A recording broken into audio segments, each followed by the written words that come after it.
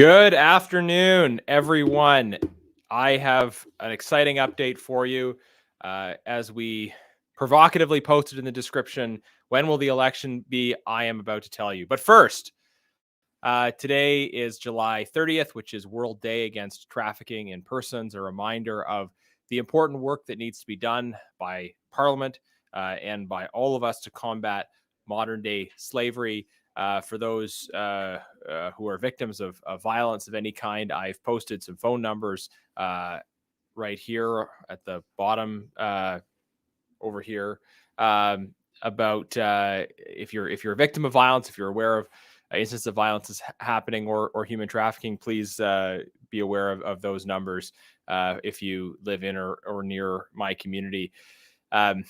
Especially on the issue of human trafficking. Many of you will have followed the work we've been doing on recognizing the Uyghur genocide and also calling for stronger measures to prevent products produced via slave labor in East Turkestan and China from making its way into the Canadian market. So we work to combat human trafficking domestically and internationally.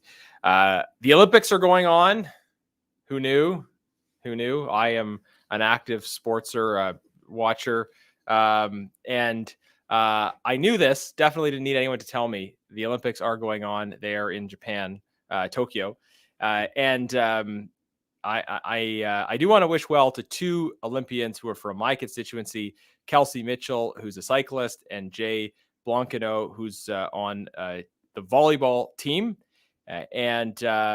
Last night, he was playing in a volleyball match against Venezuela.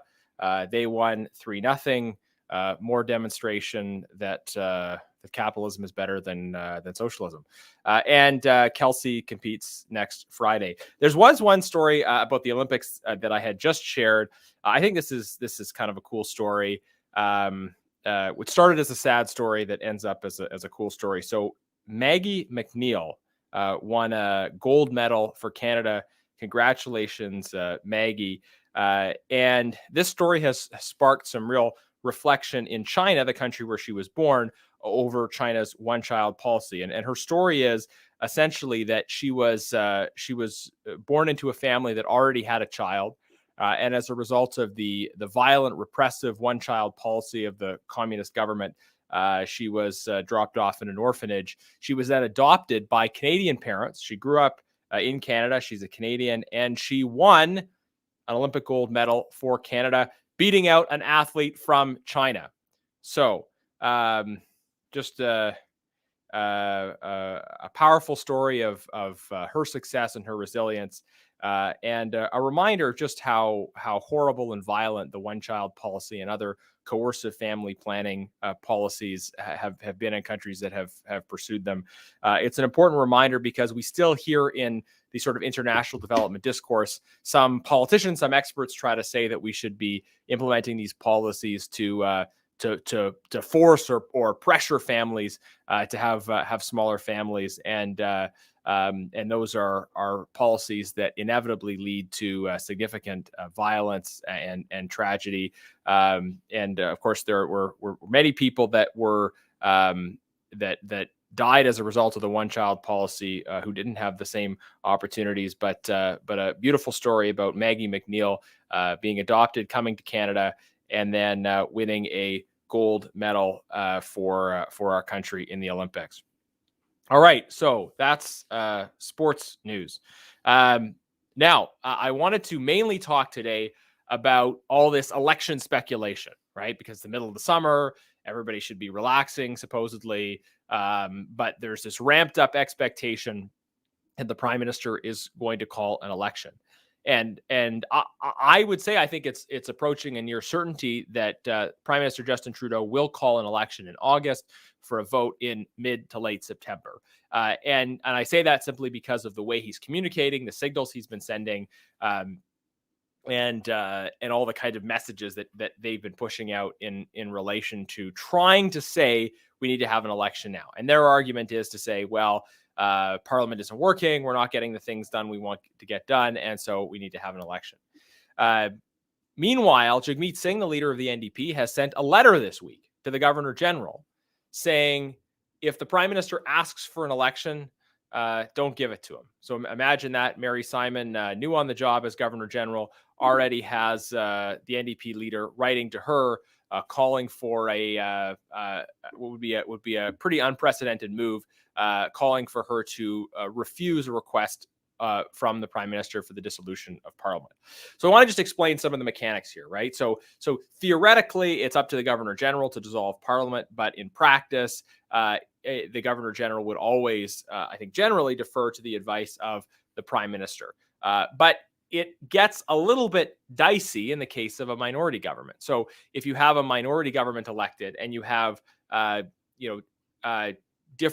different configurations of parties that could form the government, then the governor general would invite somebody to form a government. Now, the first step is the existing prime minister could try to meet the House and seek the confidence of the House of Commons. But in a minority, it's conceptually, it's more up to the governor general to ask someone to form a government, and then that person has to see if they can command the confidence of the House of Commons. So what Jagmeet is suggesting to the governor general is that if the prime minister says to dissolve parliament, that instead of dissolving parliament to have an election, she should say no. In the past, though, when there's been cases of the prime minister trying to effectively resign to dissolve parliament to go to an election, if the governor general wishes to decline, this happened about 90 years ago in the sort of famous King Byng affair, when Lord Byng, who was the governor general, refused a request from the prime minister Mackenzie King for a dissolution of parliament. The governor general then asked somebody else, at the time the conservative leader, to form a government. So I guess in some ways what's confusing to me about the request from Jagmeet Singh is he's not actually saying that he wants somebody else to form a government. He's saying that the governor general should tell the prime minister, no, I won't dissolve parliament, and you should stay as prime minister, even though you are seeking this dissolution. So that would be unprecedented, and it's sort of hard to imagine how that would work out mechanically. The prime minister's response here was telling. The prime minister immediately shot back, saying, no, if we call an election, it will be because parliament isn't working, and parliament isn't working. It's not passing our legislation fast enough. The conservatives aren't passing our legislation quickly enough. Therefore, we want to have an election. So again, very clearly, the prime minister is kind of pre-positioning, indicating that he wants an election. The irony of this is that Jagmeet Singh of the NDP is saying, we don't want an election because there's all this government legislation that we like. We want to pass all these government bills, right?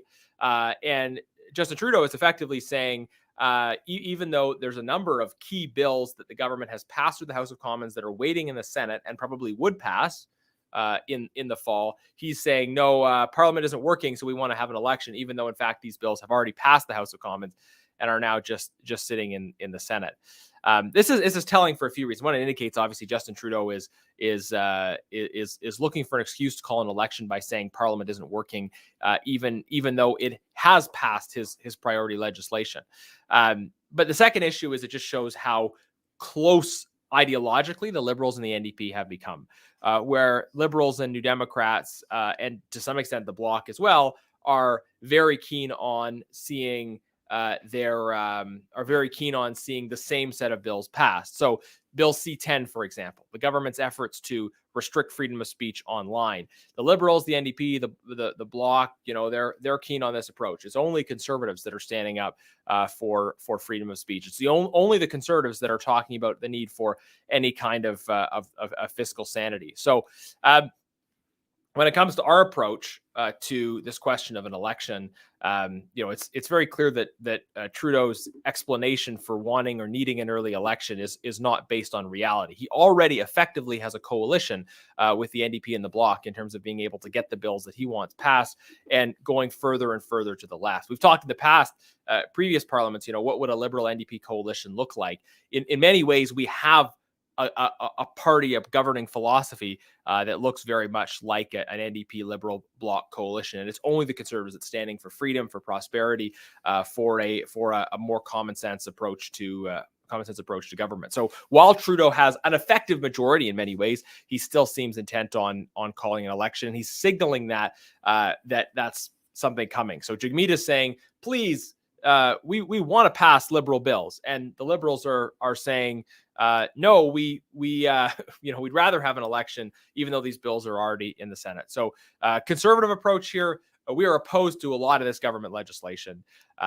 We are ready for an election if Trudeau calls one, but we're also pointing out the reality, which is this Parliament is in every sense still working. In fact, it may be from Justin's perspective that Parliament is working too well, in that on some issues, on human rights issues, on certain foreign policy issues, also on ethics issues, you've had the opposition coming together to pressure the government. The Uyghur genocide recognition came because the opposition parties came together and put pressure on the government.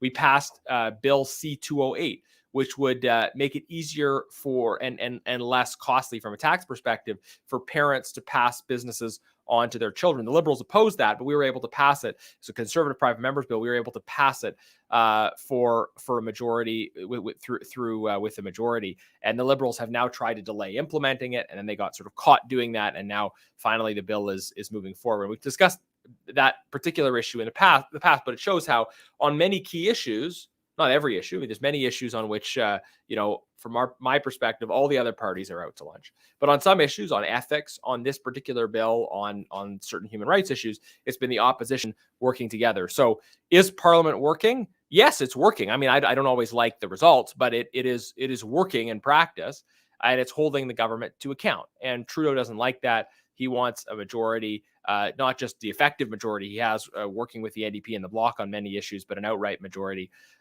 So that's my report on the discussions around an election and where we're headed.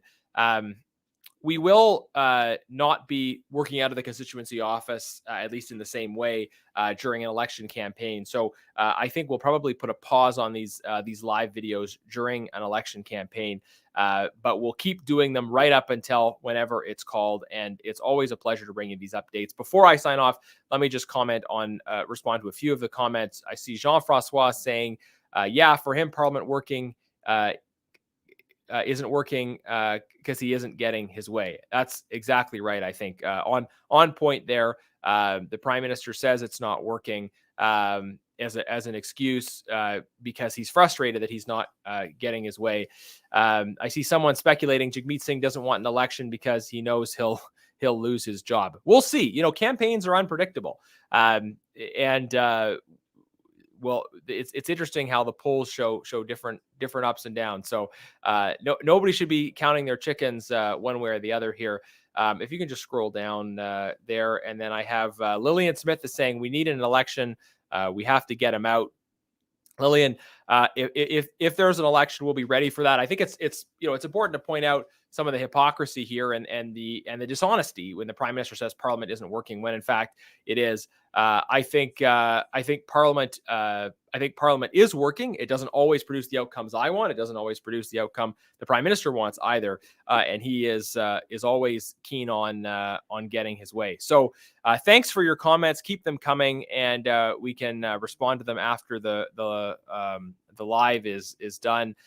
Thanks, everyone. And just a reminder again about World Day Against Trafficking in Persons. Those phone numbers there for anyone who is a victim of violence or aware of violence happening in our communities.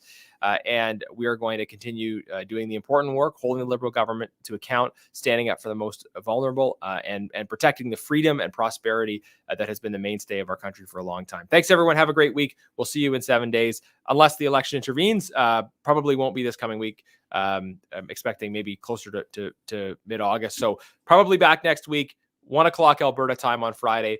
We'll see you in 7 days.